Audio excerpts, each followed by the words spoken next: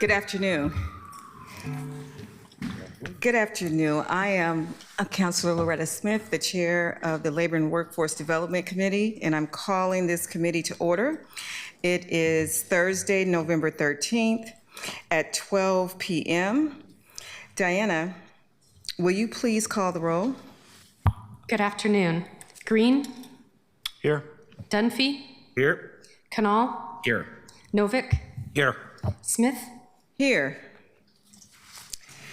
Craig, from Council Operations, will you please read the statement of conduct? Welcome to the meeting of the Labor and Workforce Development Committee.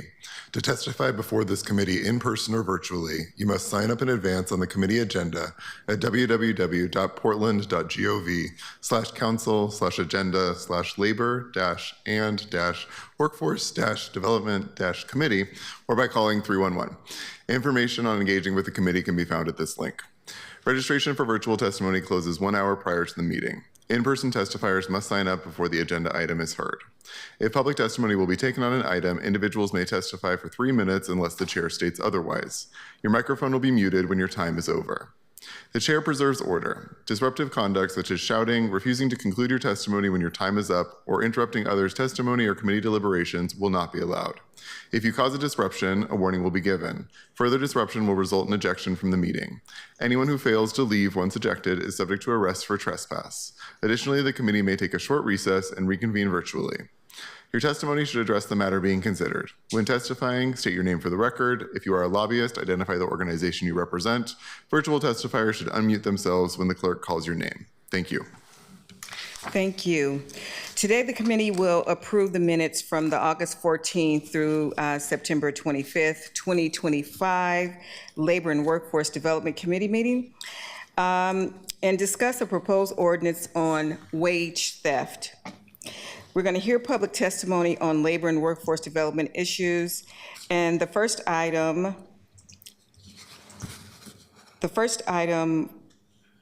the August 14th through 2025 and September 25th Labor and Workforce Development meeting. Clerk, could you please read the first item?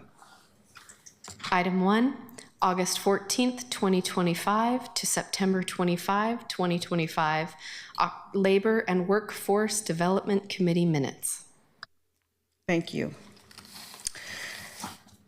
The first item is to approve the minutes for the Labor and Workforce Development Committee meetings that occurred August 14th through 2025. These minutes are available online as part of the meeting agenda.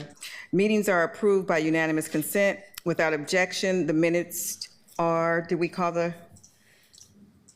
So long as you all agree that they are approved, we can go forward. Okay. Do we have any? Perfect. Without objection, the minutes are approved. Diana, could you please read the next item? Item number 2, open discussion on wage theft. Today, we are continuing a conversation about wage theft and how this problem impacts workers across labor sectors. We heard from the labor advocates in the construction trades, caregiving, and hospitality sectors previously. The purpose of today's meeting is to continue learning about the problem and begin taking action on drafting legislation to impact positive change and to ensure workers are compensated fairly for the vital work that they do in our communities. We have invited testimony from Lauren Bulling of the Ironworkers 29 and Dr. Aileen Duelda, scientist and epidemiologist and social worker. Could you please join us and state your name for the record up at the dais?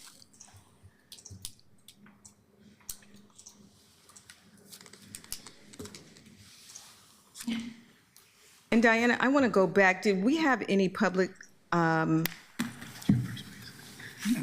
number 3 is going to be public testimony, and we do have people signed up for that. Okay. How many people do we have signed up? Currently, we have 7 people signed up. Okay, excellent.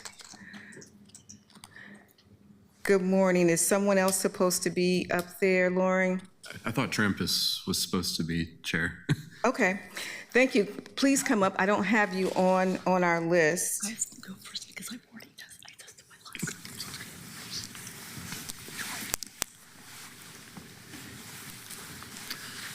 Trampus, could you please state your name for the record? For the record, my name is Trampus Simmons with the Western States Regional Council of Carpenters.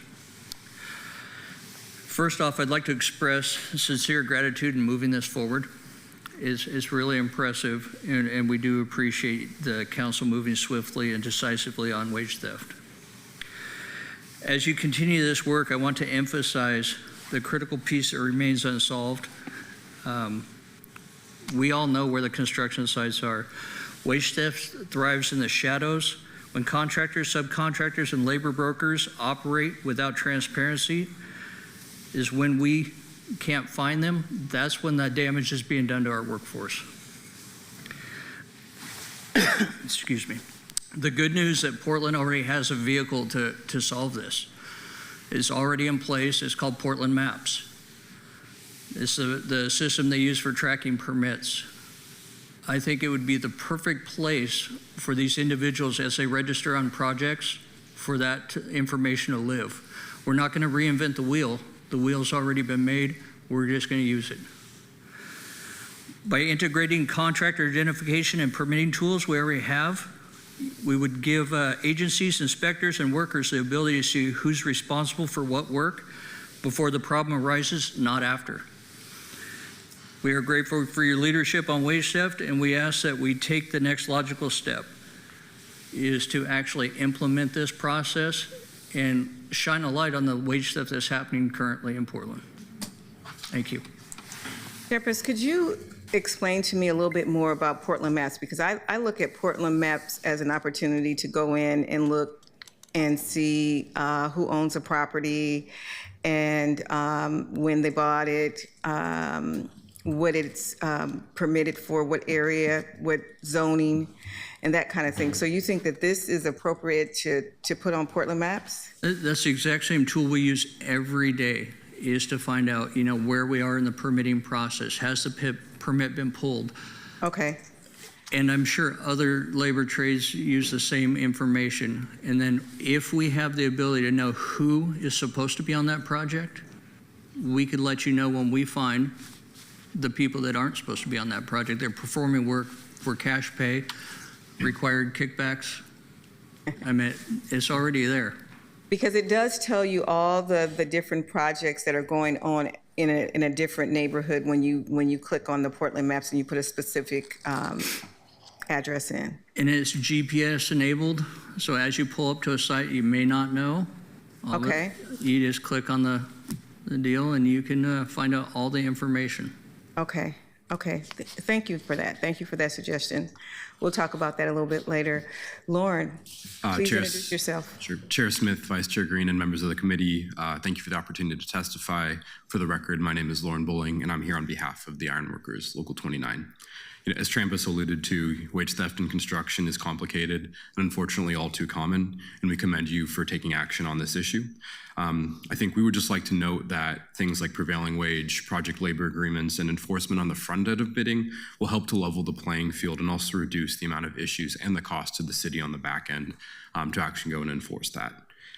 I just wanted to talk a little bit about what we see as business agents in the field when we're talking about misclassification and wage theft in construction, as it's a little different than the restaurant industry or other industries where it's a little bit more transparent. A big one for us is misclassification, where there are fully defined occupational definitions and there's a prevailing rate for each craft set. Typically what we see is for ironwork, we'll have someone on the non-union side or a bad actor classify them as a laborer, and that's a $20 an hour plus difference an hour. Overtime pay as well is a big one. Prevailing wage requires daily overtime, and we see bad actors shift from a 4-10 schedule to a 5-8 and then don't pay for the overtime on those hours as they should be. Apprenticeship status and ratios are another big one that we see a lot of cheating on. If they're working out of ratio, they are no longer in the training standard for that program, and the contractor is not allowed to pay them a reduced rate at apprentice scale there. And the final one that we see a lot is annualization, and this is pretty complicated, but it's really just looking at how benefits are counted for hours worked. We see someone who's working non-union, for example, some of those hours will be prevailing wage, some of those hours will be non-prevailing wage. On the certified payroll, they will have the same gross amounts, but the hourly benefit will be different. And what we typically see is a 5 to 10 hour difference where they are not actually paid. So that adds up over time. We understand that this resolution is still under construction, but we just have a few recommendations. I think having a very expansive definition on all manners of wage abuse and wage theft, especially including prevailing wage and pay equity. We also hope to see the final resolution include some language around fringe benefit fraud and theft, as this is typically where very savvy contractors will cheat. And I think as well, just allowing the city to remove bad actors from projects and recoup any incentives or benefits that they may have received would go a long way to ensuring that we have a more level playing field. In sum, let's just make sure that we tighten up procurement, save money for the city on enforcement, and ensure that we have a level playing field for all contractors to access this work. Thank you. Thank you. Thank you for those comments. Question, when a apprentice goes from apprenticeship to journeyman, they know when they've crossed over into the appropriate hours, correct? Yes, I mean, typically you have to file progress reports. You will go before the JTC and get your wage reapproval rate. For our program, it's every 6 months or 800 hours of hours worked. Our contractors also typically ask for a certain percentage of apprentice for a job.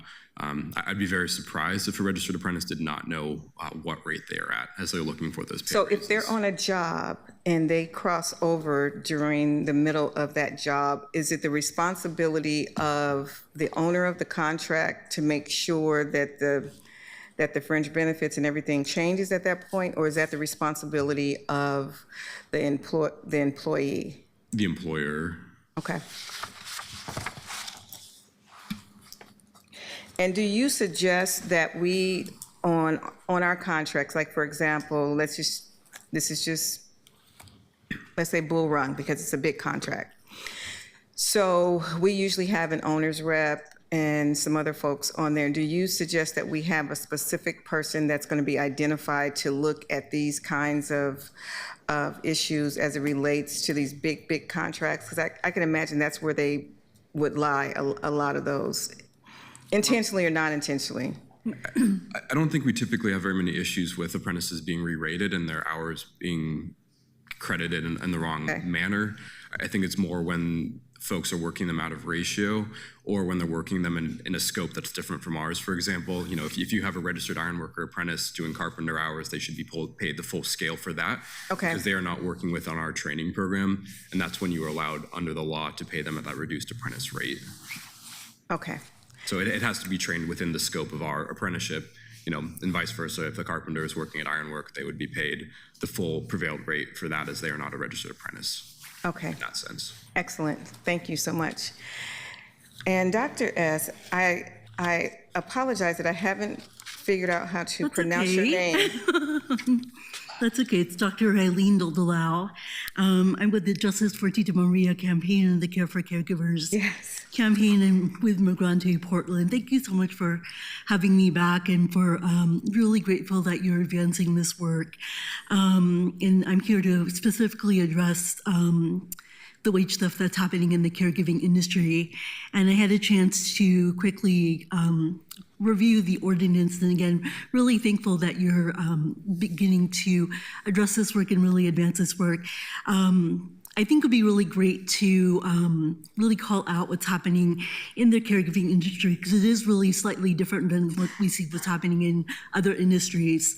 Specifically, what we're seeing happening in residential care facilities, adult foster care homes, and then especially smaller care facilities and care homes. What we're seeing is that a lot of the facilities where we're seeing wage theft happening, and what we're seeing with what happened with Maria, is that a lot of these care facilities are owned by small businesses, especially family-owned businesses. And this is actually a national trend. And we're actually starting up a national campaign, because this is a national issue, wage theft in the caregiving industry, particularly amongst migrant caregivers. In that we're seeing that this is a trend amongst small businesses and also especially intimate settings, people working within homes, where abuse tends to be really rampant.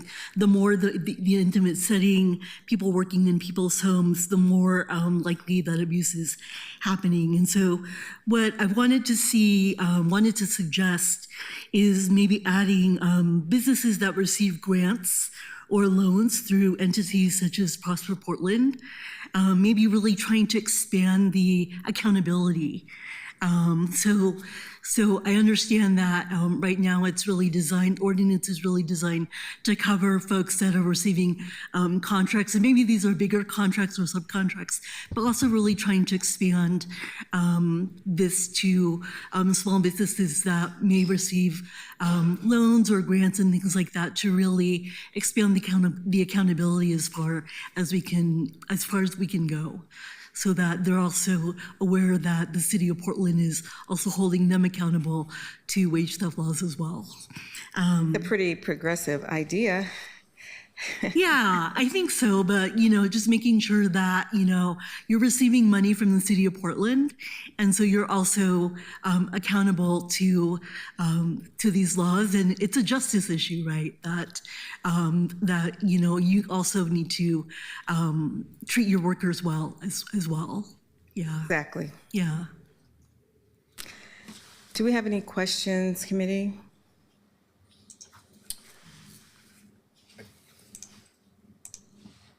Of our panelists?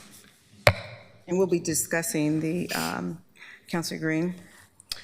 Yeah, thank you for coming today. I'm still trying to get the full language on my desk here, but my understanding is this is just applying to city procurement. Is that your understanding? Or just within the scope of the For city? the transparency ordinance? Yeah. I meant what we've seen in other jurisdictions is any permit pulled. I meant there's a threshold. I meant we're not looking at the single family home that's being, having a kitchen remodeled. But, when you start moving into any type of commercial work, because I meant they have to go through the permitting process, it's the perfect place to figure out where it's at. A lot of times we see, just like the doctor said, we see there are a lot of projects that are tied to state and city funds that don't trigger prevailing wage. There may be $70 million in funds, but it doesn't trigger prevailing wage. But we are still giving away a public resource. I appreciate that. Yeah, and I think as I'm sitting through and receiving this information and thinking about crafting good policy up here, my mind is going to be thinking about how can we limit wage theft across all sectors within the jurisdiction that we have in the city of Portland. And we have broad sort of regulatory powers in the city of Portland. And so just want to telegraph the kind of questions that are bubbling up in my mind. So if you have any ideas that may be in or could be in this legislation as we talk through this discussion, I'm interested in those ideas. Yeah, I think it would be, I also have some other, additional language for responsible contractor language that, like, if the city of Portland were to grant, like a tax relief for X amount of years, if they find out that they are stealing or not paying workers, the city could recoup that money from the contractor / developer, and little stuff like that. I'd be more than glad to share it with you. I hope that you do email that to me. Thanks. I think as well, Councilor Green, for the ironworkers, we really view responsible contractor language as an equity issue. There are very savvy and sophisticated larger contractors who know how to cheat the system, and it makes it hard for minority-owned, women-owned, and small businesses to get their foot in the door, as they just can't compete on that when they're, being defrauded $10 to $20 an hour on the backs of workers. And Lauren, so once that wage theft is found out, as we're trying to figure out the policies on this, would you be insisting that the city will be responsible for making the employee whole? I mean, typically this would go through the Bureau of Labor and Industry. Okay. And that's how have done it. I mean, predominantly it'll be a business agent will go through a certified payroll on a job. There's a discrepancy, we'll report that to BOLI. And then, an award will be made and a contract will owe, X amount of money to the workers based on whatever they did or did not pay. So it would be good for us to pull together like a work group and have a session on language to put in here, just like the language that you suggested, and to maybe have someone from BOLI also included if they do have someone in their government relations team that could work with us on this. Is that something that you would be amenable to? Yeah. Perfect. Most definitely. Perfect. I know we had talked before, and I know that my staff is listening, and I talked about this for the last month or so, but you all gave me an invitation before to go to some work sites, and I am still very much interested in accompanying you to a work site where you feel like there's some wage theft going on. I do believe we have one set up with Counselor Canal for December 5th. Okay. I would like to tag along with you, Counselor.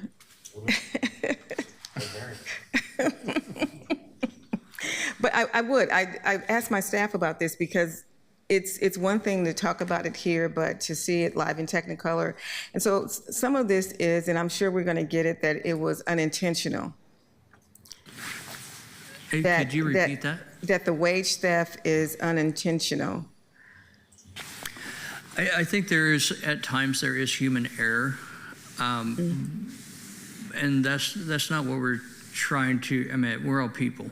We understand at times there could be human error. And that's why, in the transparency ordinance, that we originally brought forward, the first time there's no offense because we do know people are human and we make mistakes, we get in a rush, didn't, dot that I.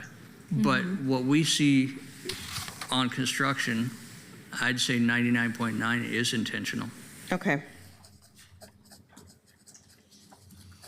And so I have a note here that even because BOLI is so short-staffed, and by the time they get a chance to go out and investigate, they've moved on to another project, and it's hard to really really nail down someone on this. So I'm just.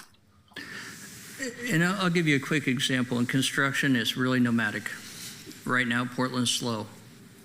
Boise, Idaho's booming. Nevada's booming. A lot of those workers have now transitioned to those areas. So it's really, especially when it takes, 2 to 3 years to recoup any money. Right. They write it off as a loss and move on. Okay. They got to chase that money and make the money while it's there. So it's a really nomadic life, and it is hard to track the individuals. So what I'm trying to figure out, and I know we're going to have to bring our city attorneys in on this, is to figure out what we can do from an enforcement standpoint. Lauren? I think if I may, Counselor, having very strong procurement standards up front will help to reduce this on the back end. And to Trampus's point, obviously human error occurs, but what we see in the industry is there are consistent offenders who have built a business on this, and they're very good at it. And they probably know the timelines that there is a backlog. Correct.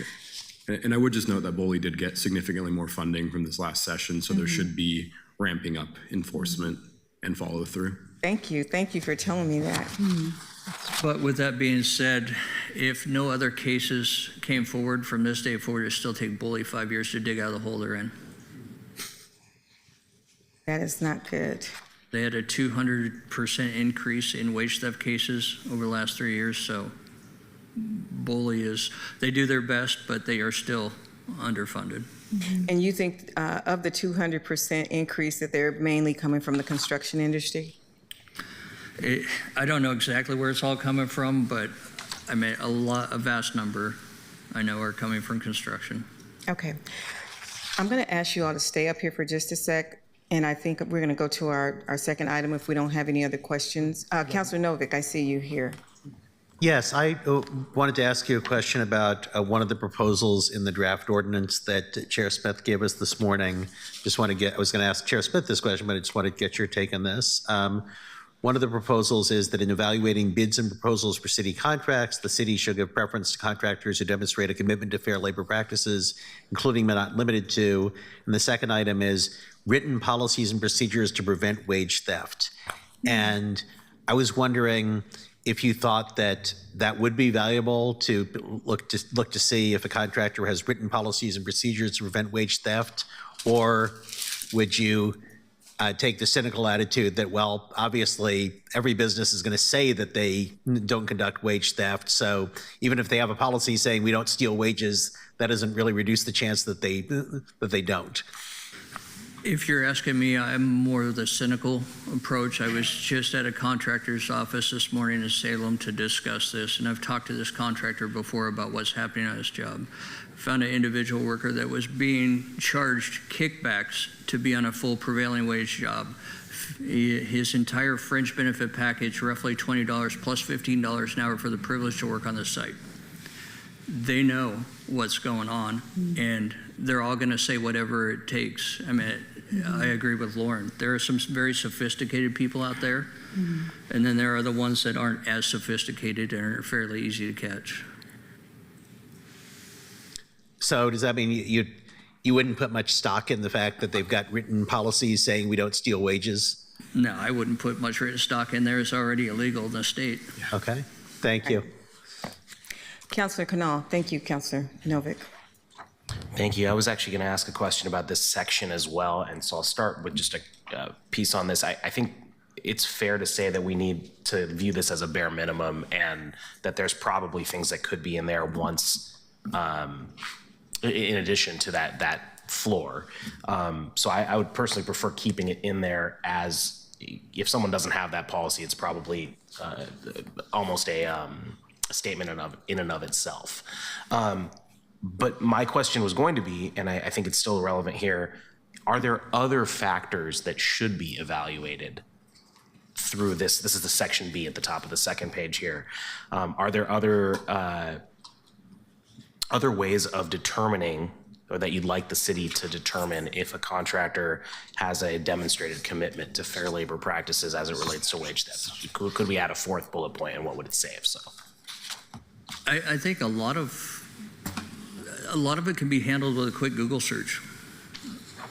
I mean, the lawsuits are out there. Whether it be BOLI, OSHA, workman's comp. A lot of the information is already out there. I mean, I think it is good, but I think it's going to take a minute for the city to develop that. Everybody's going to say they're doing it right. I think the city's going to develop their own, hey, every time these contractors are on my site or on one of our projects, bad stuff happens. And that's sort of what this is designed to do. It's sort of, it works hand in hand with Senate Bill 426. Now there's a vehicle to get people paid quicker with Senate Bill 426, but this is going to allow the city to start realizing who's actually working in the city, who's responsible for this wage theft. And, there's no silver bullet. I think as well, just to get back to it again, like having strong procurement standards to reduce the amount of issues on the back end. And one other thing I would propose is just having a training agent pre-qualification to bid if there are any sort of apprentice requirements or goals on a project. We see a lot of the time it takes some time to become a registered training agent. There are both union and non-union programs. But when you are bidding on a project that has an apprentice goal and you're not even able to legally have an apprentice, how can you win that work? I think that's something we'd like to see addressed in the long term. I'd agree with that. Thank you, Councilor Canal. Dr. D, I have a question for you. And I don't know if you've had a chance to look at the actual resolution ordinance. And there's a piece in there that allocates funding to community-based organizations to conduct the outreach, to do the education, and particularly for the area in healthcare that you're talking about. Do you think that that will be specifically helpful for the folks that you're working with? I think it definitely would be. I mean, I think that it's actually work that we've already taken on doing, and we're not getting paid to do it. So it's really, really critical work, especially for migrant workers who are not aware of their rights. And, you know, in the example of Tita Maria, she didn't know that wage theft was actually happening to her. And so doing that really critical work, doing that, you know, translating it into different languages, and going actually in 2 different workplaces and letting people know, creating different outreach materials to let people know what their rights are as workers, and letting them know what the minimum wage is, has been really critical. So yes, you would be probably funding work that's already happening, and that people are doing for free. It's definitely work that we're already doing. So I think that I saw that part, and I really thought that that would be a very a critical piece. So thank you. Yes. Thank you. Do we have any other questions? Committee? Craig, it looks like we can move on to the next, Diana, to the next agenda item. Sure. Item number 3, presentation and discussion on proposed wage theft ordinance.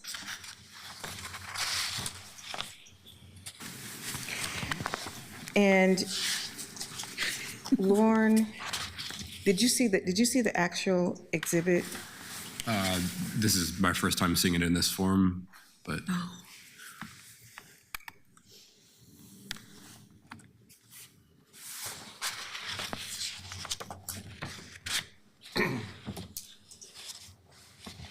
Do we have folks on Zoom right now, or are they going to testify in person? I have a combination of both in-person and Zoom for testimony for the next item. Okay.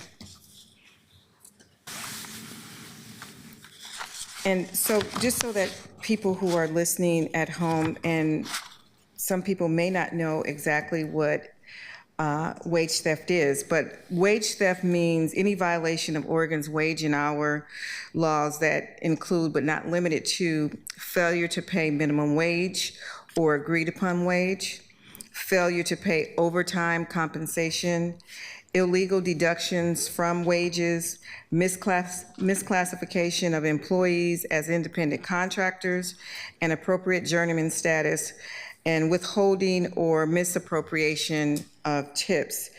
And what I was trying to do with this piece was to say basically that all city contracts shall include provisions requiring contractors and subcontractors to maintain accurate and detailed records of hours worked, wages paid, and any deductions made from wages.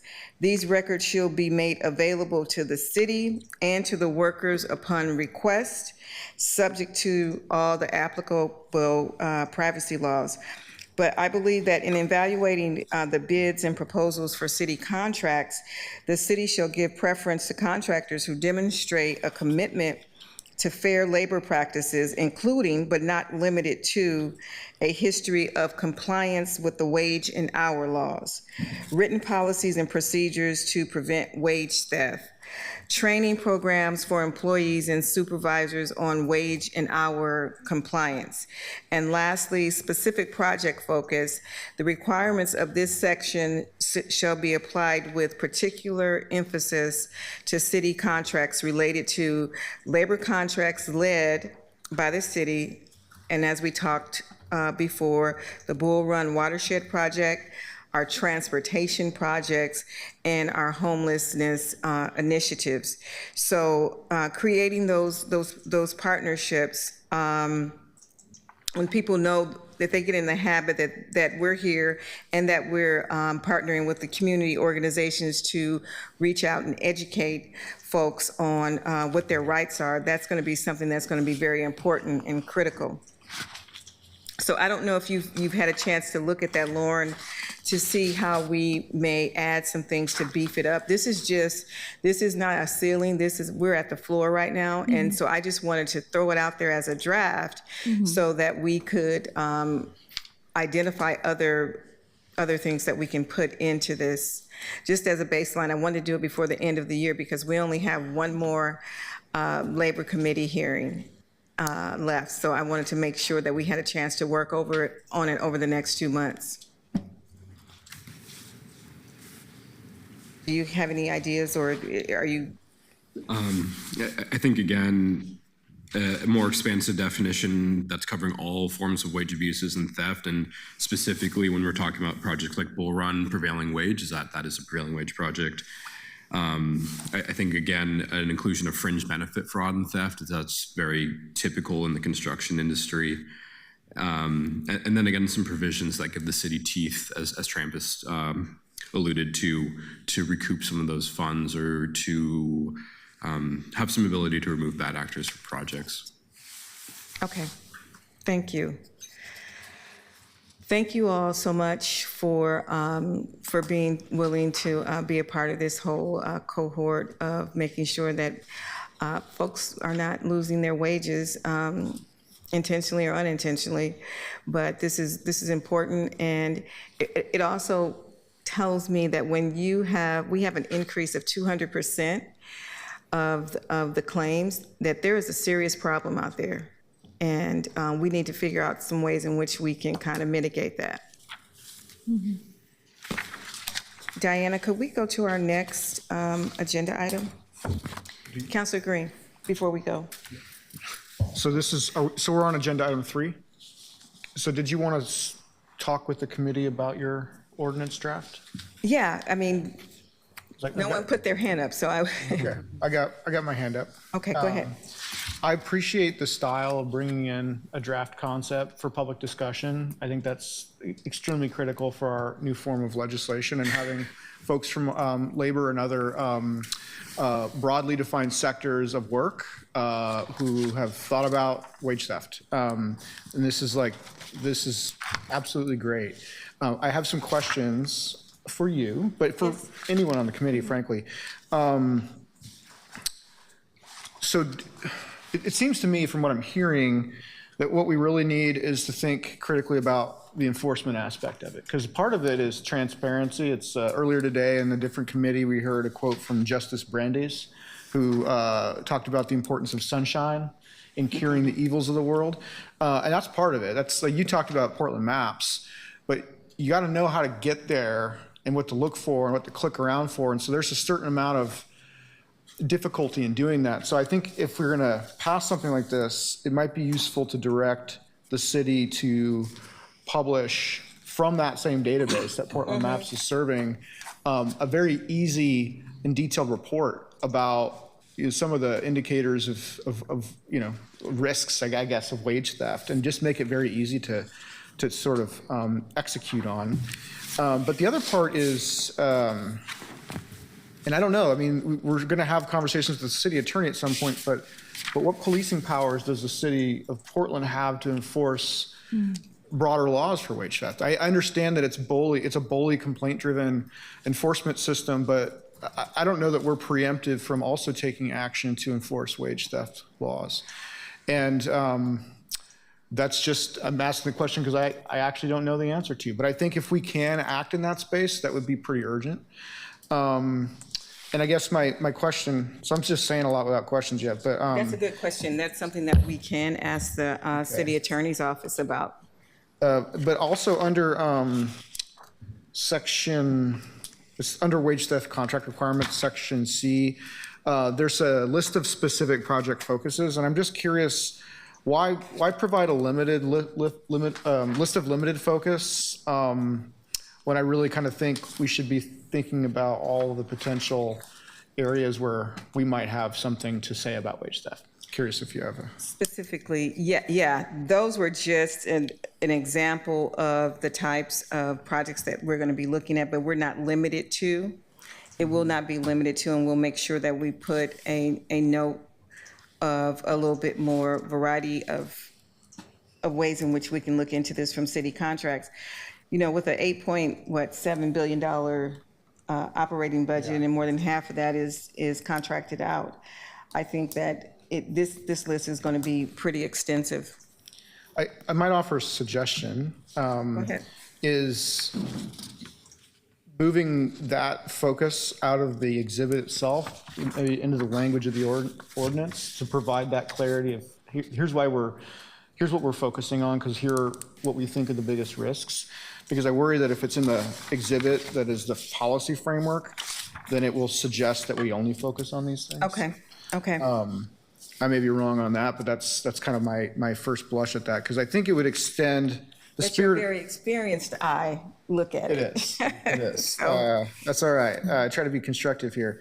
And then I think the spirit of this should apply to things like grants as well, in my read of this. And so that would sort of get to Dr. Dudelau's concerns as well. So I really think this is a great first step, and I look forward to continuing to iterate on this. Well, someone, and I think it was Lauren, who said something about folks who get money from Prosper Portland. Did someone say that? I did. Oh, yes. Yeah. Thank you. We did. Yeah. Thank you, Dr. Dulau. That who get money from Prosper Portland, that we need to have a mechanism in which we look at those contractors as well. I think that would be a part of the extensive look that you're talking about, in addition to. There's so many different ways that we can look at this. I went to Portland Maps, and I wish I could put it up on the screen. And I'm just trying to figure out where it would go. So, do you see where it says assessors, permitting, and zoning? So how would we label that, Councilor Green, if people wanted to get some information about wage theft? Well, I think what I'm saying is this map interface is serving a different purpose than specifically what your Trampus is trying to describe. But this comes from a database, Right. or a series of databases, and so one could argue that if we gave the city direction and the resources to do the work, they could take this same underlying information and generate reports that could then give you a flashlight in that warehouse that's dark on places where to look. Because like when I think about this data gathering problem, it's like, how do I know specifically where, I mean, you know, because you're in the field, but for those of us in the city and counselors who want to do oversight, we don't know.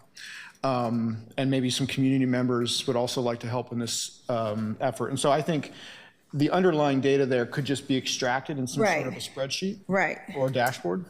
That's kind of what I was thinking. And so I'm looking at under all the permitting and land use where you go in and look at all of this stuff. If there would be a place that we could actually have a link to the information that you're talking about. Mm-hmm. So it is very interesting and exciting, and I'm sure that folks in the permitting office will be able to give us a little bit better clue of how we could integrate this. Hold on just a second. Let's see if we have any other questions. Councilor Novick.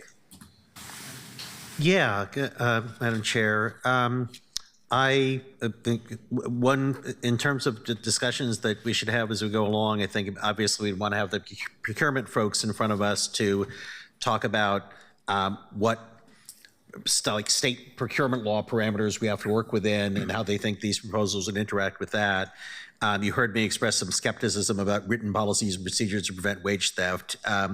One of the things that, as far as a history of compliance with wage and hour laws, we're envisioning just that the city would like do a Google search and find out what contractors' history are. Something I thought was really interesting is the idea of training programs for employees and supervisors in wage and hour compliance, because if there is such training and employees get that, then that would, you would think that would tend to prevent wage theft because they know their employees would know what their rights are. But I'd be curious what the procurement people would think about their ability, what resources it would take them to like evaluate such training programs to see if they're effective. Okay. I had a concern similar to Councilor Green's about the particular emphasis language. And obviously one question is, if we're going to allocate funding to community-based organizations, where's the money going to come from? Well, when I looked at that, and I appreciate my staff for paying attention before when you all were here, when you talked about working with community-based program, and I was thinking about where will those dollars come from? Will we have to put a different, like a 0.25% on top of projects that come here to pay for that. Because we are in a deficit right now, but that's where it would make sense to me, to come from the contractors. I don't know. Go ahead. In other areas, they've associated fines and penalties with repeat offenders, and it becomes a self-funding program. But the initial, Actually, that leads into another thing that I was going to suggest is, I mean, could we put something in the contract saying that if you engage in wage theft, you have to pay penalties to the city as well as, and which maybe could be shared with, I don't know, with a worker, I don't know, but that's what you're talking about? There's penalties that actually are assessed by the jurisdiction? Well, and the worker has a vehicle to be made whole as of January 1st. But fines and penalties would go to the city. okay. Thank you. Thank you, Councilor Novick. Councilor Dunphy. Yeah, I'm just sort of building off of what Councilor Green was talking about. You know, the biggest number of dollars that go out the door are through contracts for building things, digging in the dirt, doing what, you know, the hard work. But we also do an enormous amount of money through like the arts office, a lot of our different granting through the neighborhood associations, some of these different things where millions of dollars are going out. And I think that if there is any level of public dollar or public interest in an ongoing way that is funding the work or even just facilitating the work, you know, we do some space grants, for example, but maybe we put language into those contracts where, you know, I've talked about how great the Selwood Community House is doing. Right. But if they are underpaying their staff or something, maybe we have you know, language in our agreements with them around limiting or you know, making sure that those workers are getting paid what they are due, and also to be really intentional about limiting future contracting with those entities, even if it's a you know, ballet troupe who is not paying their ballerinas. Like, we should, if we're paying for that, if we have an ongoing financial interest in their success, then we should have an interest in the workers' success too, and make sure those dollars are getting spent right. Well, I think that would have to cover every contract that we do, that we contract out dollars, but that could be, let's try to look at where the bulk, let's start with the bulk first, where the bulk of the problem are coming from, because I'd like to actually talk to Boley to see where are those new 200% coming from, so that we can make sure that we deal with the big things that we know, like transportation, construction projects, and those kinds of things. Deal with those first, because then you're going to get into what I don't want to do is begin to micromanage our community-based organizations and how they're able to, because they don't have to do prevailing wage.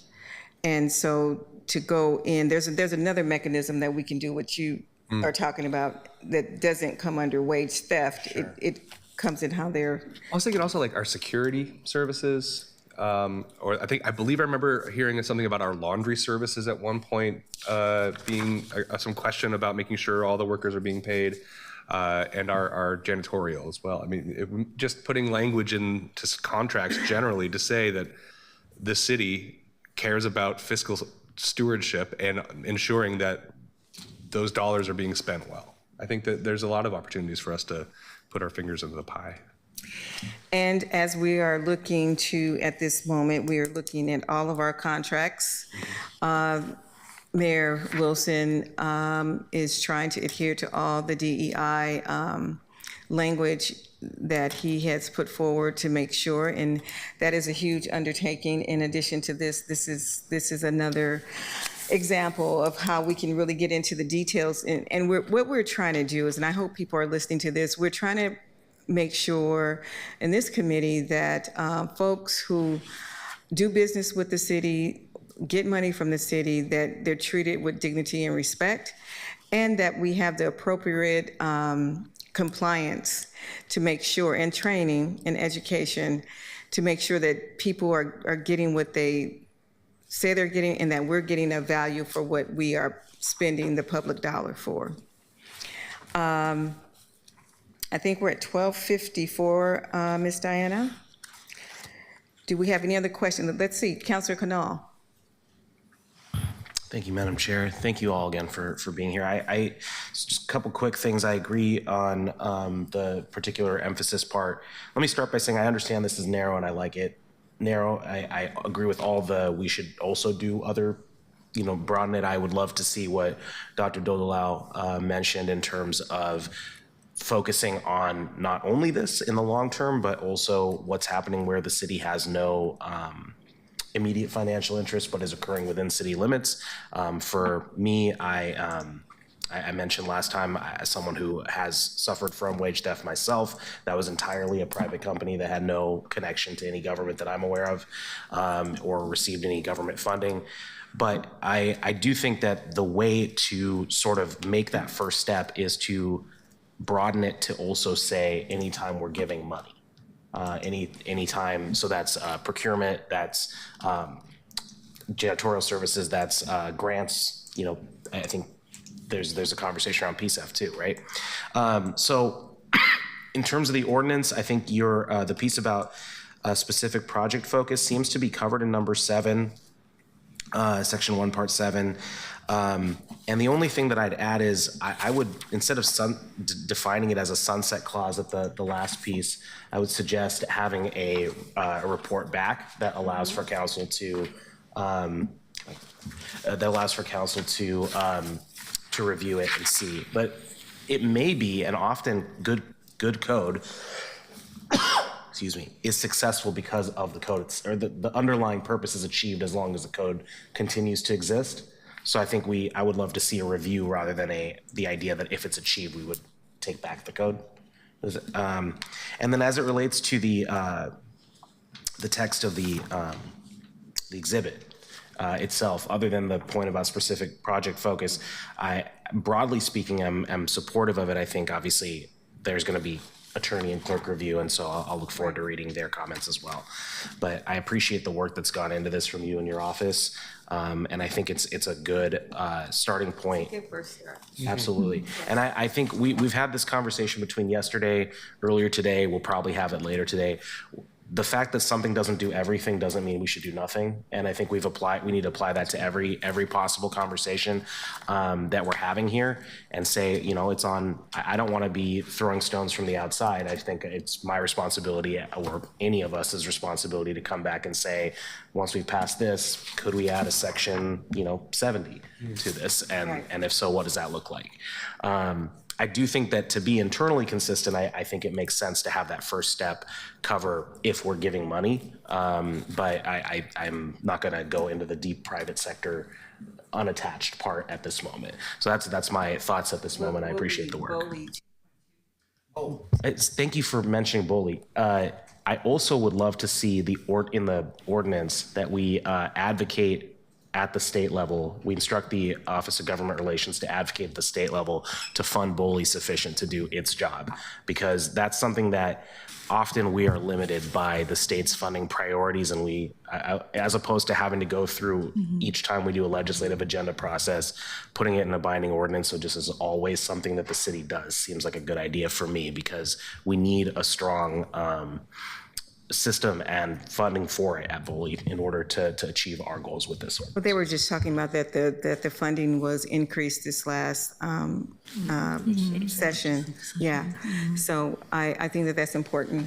And we are going to stay on it. And so what, it's not necessarily quantity over quality. I think we want to produce quality ordinances out of this committee, and ordinances that are meaningful and that make sense, and that save people money. And it also is a good thing, because I'm really concerned. I'm looking forward to December 5th, because I'm really concerned that people are openly doing this and solving for how to go around the BOLI rules. That's very troubling to me. And I think that really bringing some attention to it.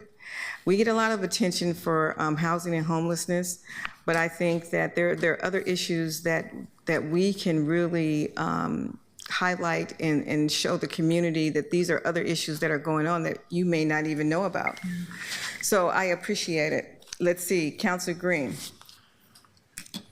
Yeah, I just, echo that it's not only a good start, but a strong start. I mean, we had this meeting where we heard about this, and then your team ran and said, hey, let's start building something. So I just really admire that. I actually really appreciate what you said, Councilor Canal, about saying, let's not try to make this thing do everything, but let's make sure it's internally consistent. I'm going to support that. I think one piece I do want to respond to on the sort of the broader contract question of like every time we give the money, even if it's not prevailing wage. I do think it's, it's hazardous to think about going into the books of every single entity in this city. It's not, we don't have the resources for that, but we could support a reporting mechanism. They can always report to BOLI, but they can also report to us. And so if we find that we get some credible allegations of wage theft, then we know that we can take some discretion in our contracting going forward and have some sort of method of enforcement. That might be an interesting thing to think about. Still thinking through that myself. Well, think about this too. The other piece is, remember that we can ask the city administrator to do reports and report back to us as not just to our committee, but to the whole council. Yeah, and I just think that if we can gather that data, it empowers those workers, even if they're not, even if they're not in the trades, which tends to have a little bit more of an organized labor perspective anyway. We want to think about all of our workers in this community. Last thing, I don't think it's right necessarily for this policy, but it could be, is, I had to take an Uber the other day because my bike had a flat tire in the middle of the wilderness on my way to work. And the guy was telling me that he suffered wage theft when he went to go pick up someone at the airport. Got it $10 less than he was expecting. And he has no recourse. And so I'm thinking... Is that through the software of Uber? Because they know how much they're going to get for each. He appealed it, and then they just said, sorry, this is our policy. He has no power.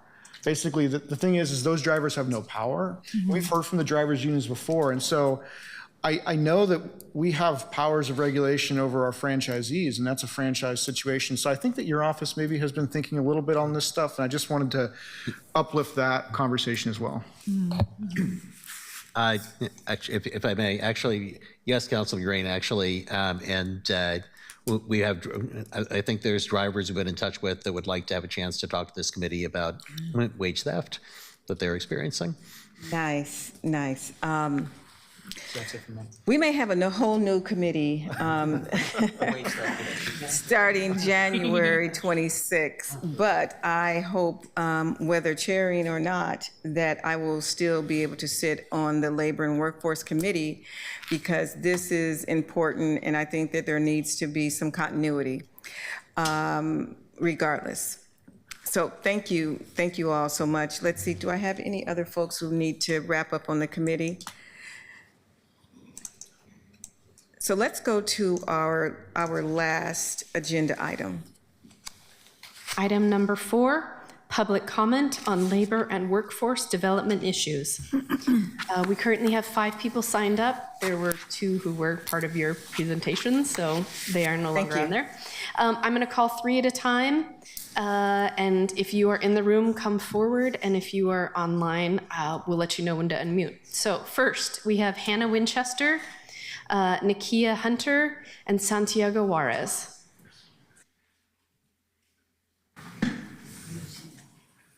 Hi.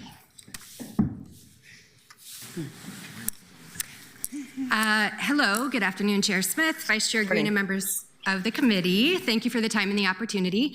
For the record, my name is Hannah Winchester, and I work as the political and community organizer for the Oregon Federation of Nurses and Health Professionals, or OFNHP for short, who represents healthcare workers across Oregon and Southwest Washington, including 4,800 workers who are employed at Kaiser Permanente. Many of you likely heard that we at OFNHP have been bargaining a contract at Kaiser since March of this year, including having to make the difficult decision to go on strike earlier in mid-October in an effort to get a contract that we believe protects the future of patient care for our communities. And I'm coming before you today as I understand that many of your employees, city workers, are offered health insurance through Kaiser as an employer-offered benefit. And I believe you and the taxpayers of the city deserve to know what we're fighting for and why and where their money is going. While the term staffing crisis has become something unfortunately very common in the healthcare field, what the members of OFNHP are experiencing at Kaiser is above and beyond normal standards for this area. For example, we have over 200 open nursing positions in our region alone when other comparable healthcare systems in the Portland metro area have a 10th of that number. And I don't need to elaborate on the burden that causes to being able to provide patient care as expected and needed, but know that it is great. There's a clear line of reasoning why there is such a concerning recruitment and retention problem here, and it is large in part due to uncompetitive wages. In many of our disciplines, we are 20 to 28% and sometimes up to 33% below market average value. In job titles such as surgical techs, who are vital to keeping the lights on and our patients cared for. To compound on that topic, many of our competitors will also be bargaining new contracts in the next 2 years, which we know will put us even further behind in the ability to maintain staffing. When this fact was communicated to our employer, Kaiser chose to actually create a public-facing Instagram post that says, and I quote, "You're not behind, you're exactly where you need to be." That state of mind is why I come before you today to raise concerns. Because of our, because of our staffing challenges and need to continue to provide patient care, Kaiser has turned to the use of travelers to fill necessary gaps. In fact, reporting that over $200 million was spent on traveler usage in 2024 alone at Kaiser Sunnyside and Westside hospitals. While I'm sure these workers are competent, the return on financial investment should appear minimal in the eyes of the city of Portland. Unlike our members who are permanent employees, travelers are not going to buy a home here and support funding our city through property taxes, not vote in the elections that shape our city's policy, and aren't going to raise their families here. What we are fighting for with these contracts is the promise that Kaiser's employers are going to help the city thrive, not just by providing excellent healthcare, but by contributing to local government as well. Our members are honored to serve every single day by being able to care for their patients, including City of Portland employees, and maybe even yourselves. Please know we will continue in our fight for a contract that supports fiscal responsibility and ultimately a system that supports the values and the future of City of Portland to come. Thank you for your time. Thank you. Go ahead. Good afternoon, Chair and Council. My name is Nakia Hunter, and I'm a representative of the carpenters that build the projects here in the state of Oregon. And I just wanted to put it on the record that if the city is giving the contracts, the land, and the incentives, then the people who benefit from those opportunities must meet the standards we set. And the funds generated by those projects should be poured right back into Oregon, into our workers, our communities, and our future. Strong checks and balances aren't a burden. They ensure that public work creates public benefit. When contractors follow wage laws, pay workers correctly, and operate with transparency, the economic return stays here. Families thrive here. Skilled workers stay here. Oregon grows stronger because we protect the people who build it. If you profit from Oregon, you should be investing in Oregon through fair labor practices, honest reporting, and full accountability. That is the standard. That is expected. That is how we build a state that takes care of its own. A lot of people tell us when we come on the job site that we only represent union workers. I'm here just to put that on the record that I beg to differ. I represent any and all carpenters and skilled trade workers who need a voice, a hand up, or a leg in the race. Thank you. Thank you for having me. Thank you for those comments. I can appreciate that. Ms. Hunter. Go ahead, sir. My name's Tino, and I am just a representative of the working class. I just want to say, one, I thank this group of individuals that took your time to talk about wage theft. But as we're sitting here just talking and getting the groundwork going, currently what's happening in our city today is that wage theft is a big problem. Just recently, I was reached out by a worker who I filed a claim for 2 years ago on a prevailing wage project where the contractor stole his entire fringe benefits. Some of the workers on a prevailing wage job were paid cash under the table, all while cheating the system. As I followed up with him, I asked him what's going on just to see his well-being. He said that because of the current climate that's going on right now, that he's afraid to speak out. He told me by his words that the owner of the company said, well, I have your address and I know where to send ICE. This is what's happening right now, and too long in our city and Portland, contractors have been taking advantage of the lack of accountability, and as all what we've heard here today, that the lack of funding for BOLI and the response time that we're seeing. Developers hire general contractors that are known to do this. This is something that's not on accident. We have proof, we have the evidence, we can show. These are contractors that continually use a broken system and take advantage on cheating workers. But as we're sitting here today, I just want to say I was also last week spoken with a worker that went 2-3 weeks without receiving his pay and was told that if he doesn't come back, that he will never see the money he's owed. I want to thank Councilor Smith for your comments as we opened up in the beginning. But just to say that as we're here, this is not a union issue. This is a worker issue. This is a family issue. This is a community issue. Labor, wage theft, and tax fraud is not something that just affects the worker, but it affects families and it affects our communities. Construction is a good way to stimulate our economy by providing jobs that pay where workers can come, live here, support, and afford to live here. We all know the cost of living and what it's like to live in our city today and throughout America.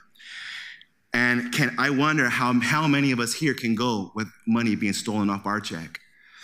And as I just close with saying this, one, again, I thank you, but let's take today's conversation and make sure that they turn to concrete actions that look out for the most vulnerable, the working class. Thank you. I really appreciate you all's comments. Thank you so much for taking the time this morning. Thank you for having us.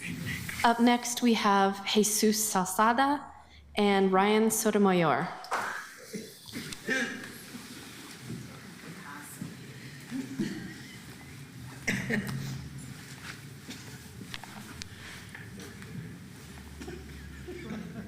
All right, good afternoon. I wasn't supposed to. Thank you for letting us be here today. As you know, Can you say your name for the record? Jesus Salceda, thank you. Okay. As you know, this is a real issue. We've come before all of you before, invited you to come out to our to the job sites and see that this is happening firsthand. So a big thank you to all of you for taking the time to actually take into consideration that there is a wide range of people that this is happening to. I mean, it's ridiculous what's going on out there. As I said last time, I'm a victim of wage theft myself. I've been on staff with the Carpenters Union for about 6 years, and for about 6 years, I've been trying to help people out, that have been victims of wage theft. And I'm really glad that this committee came together and is taking action. So if there's anything that we can do to help you folks out, we're just a phone call or email away, and we can make it happen. So thank you all very much. Thank you. Thank you for bringing this forward again and continuing to be a voice that we need to hear. I want you to. We have one more person. Oh, okay. Thank you. Ryan is online. Ryan, you can go forward. Can my staff talk to Jesus on his way out and get his information? All right. Ryan, you can unmute yourself. Chair Smith, Vice Chair Green, and committee members. Nice to see you all today. My name is Ryan Sotomayor. I'm the business manager and secretary treasurer of Labor's Local 43. We represent workers in the Portland metro area at the City of Portland Metro and Parks and Nature, and at the Oregon Metro Zoo, at the Port of Portland, Relay Resources, and in the City of Silverton and City of Mount Angel. We appreciate the committee's response to the issue of wage theft and the forward thinking and problem solving for legislation on this matter. We appreciate Chair Smith and all the staff in your office for the work that they're doing on this legislation. Many of our workers face forms of wage theft regularly, particularly in the area of predictive scheduling law. Our Slibbin Local 737 is primarily a construction local union, so we express our solidarity to all of our union siblings in the construction industry who also face widespread wage theft. If you're not familiar with predictive scheduling law, here are the basics from BOLI's website. And as an aside, encouraging the fully funding BOLI at the state level would be great advocacy for all workers throughout the state, from our migrant workers to our construction workers, our public sector workers, and our workers in the state, all of workers in the state who deserve dignity and fair treatment while they're supporting their families.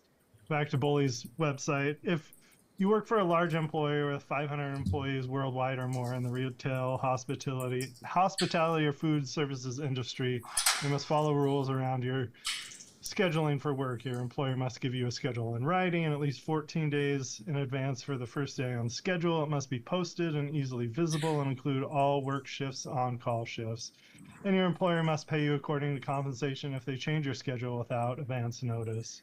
One common thing that happens at Levy restaurants at the Oregon Metro Zoo, and we filed multiple grievances around this, is late schedules being posted, missing predictability pay on pay stubs. The most common way this happens is that the day will dictate staff leaving more than an hour early or late at the direction of management, and members will rarely see the appropriate extra hour of predictability pay on their stub. Members often resort to emailing HR and management every day to remind them to enter the pay, and sometimes this doesn't work, so the burden is on the workers. We've seen recent examples in catering where events were canceled by the client within a week of the event after the schedule is posted, and management is resistant to paying the 4-hour minimum as stated in Oregon law. Members are forced to resort to going to HR over this, and most often it is resolved assuming the member knows Oregon law well enough to know what they're owed to be paid.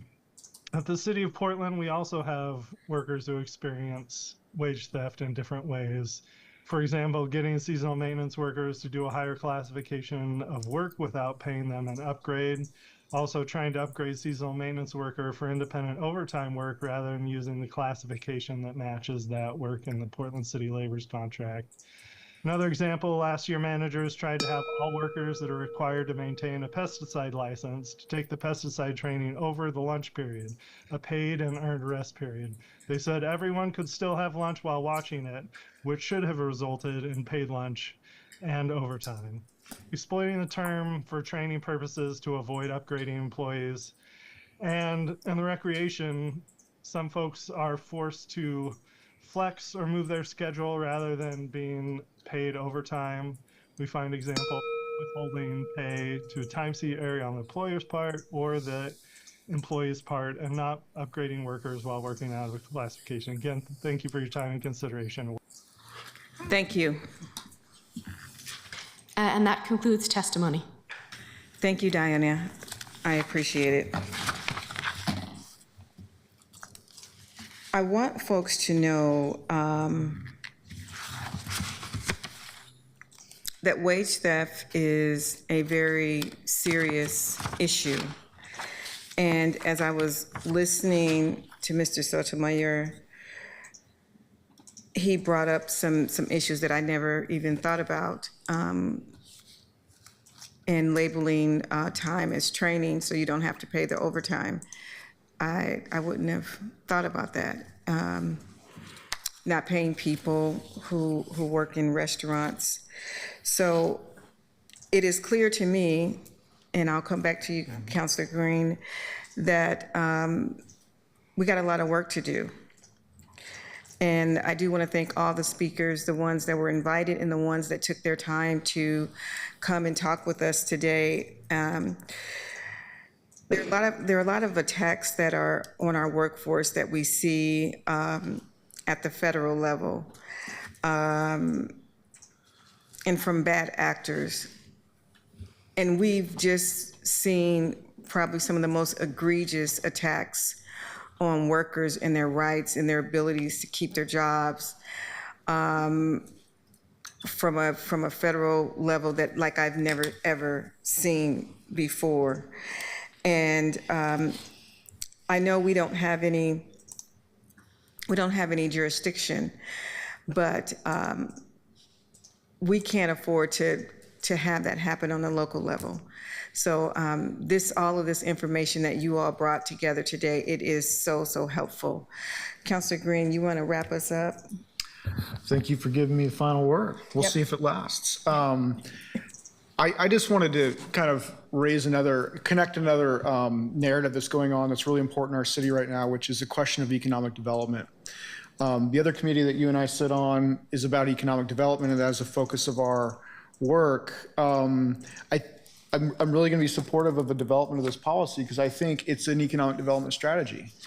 And it's because, look, if you steal from workers, they have less money to go out into the economy to spend money that then circulates and does us all a disservice. And so I'm trying to anticipate a couple steps forward for the kind of opposition that might be before this kind of a policy and say, well, you know what, it might scare away investors or it might scare away the kind of economic development opportunities that we have. And I would just say we can steel ourselves against that argument because it's basic economics that folks at the lower end of the income distribution, the working class, tend to spend more of their income, partly because they get paid less, really, but because there's just more of us. And so those are dollars that flow through in a way that lifts all these boats, right? And so if we want to have an engine of growth in our community that's fair and just and sustainable, this is one of those things that we can do that doesn't cost the city a lot of money.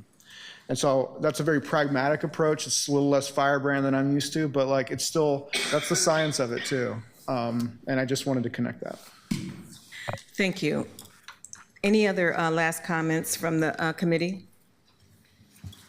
Well, thank you all for being here. Thank you for your words. And now I will adjourn this meeting of the Labor and Workforce Development Committee.